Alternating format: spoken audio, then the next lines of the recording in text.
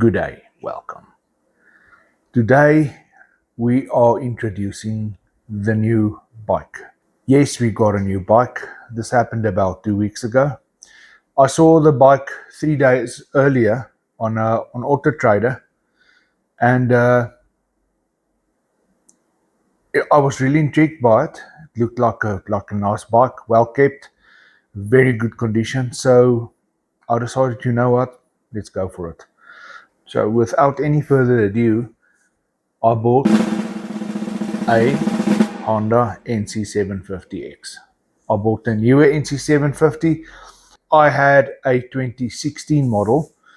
Turned out I had a 2014 model, but be that as it may, this one is a 2023. So it's not a brand new one. It is the last one before the double disc ones. As far as I can tell, the newest one has a dual disc setup in the front. It has a color digital dash, and it has a few cosmetic changes in the front of the bike. The rest is the same. So as far as I can tell, it's pretty much the same bike. So I'm very happy with it. My previous bike was matte white. This one is mud gray. It looks like Nardo gray. It's a flat gray color. It's very nice. So we've already done a few things to the bike as well. So yeah, without any further ado, let's grab the camera, go outside to the bike, and I'll show you around. And as you can see, she is quite a looker. Very good looking bike. I really like the color. As you can see, it already came with hand guards. It came with this Kayoko throttle lock as well. You turn it to lock the throttle. I've added this. I've added my SP Connect. This it already came with. Grip heaters. The extended visor it came with already, as well as this. I had one on the previous NC. I actually kept it.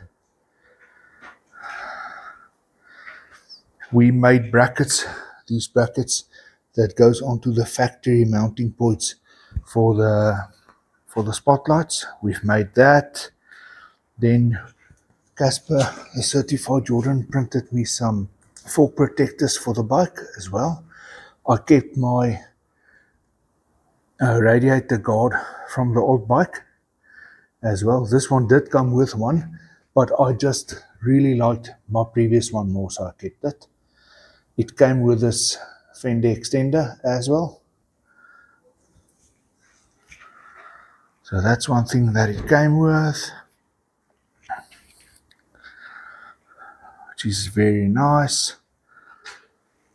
It came with these handlebar risers. I don't know why they flipped it around, because now the handlebars is further from you than it should be, but it doesn't bother me. It's fine like that. Then my previous bike had a hugger on it. I actually took it off and kept it, and I mounted it on here, but the gap between the tire and this plastic is so much smaller on this bike that the hugger did not work. Unfortunately, I had to take it off, so I had to remove it. I have purchased a new one already. I'm waiting for it to come. This one did come with a main stand as well, which I'm very, very happy about.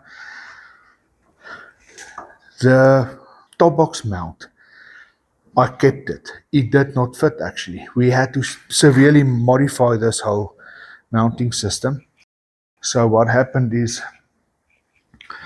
I went and purchased a 4.5mm thick hardened steel plate, and we cut these brackets out, bended it up and drilled it out and painted it to make sure that it's strong for the top box.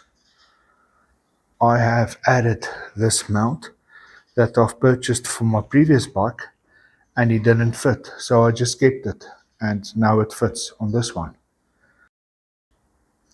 So guys, this bike is a DCT.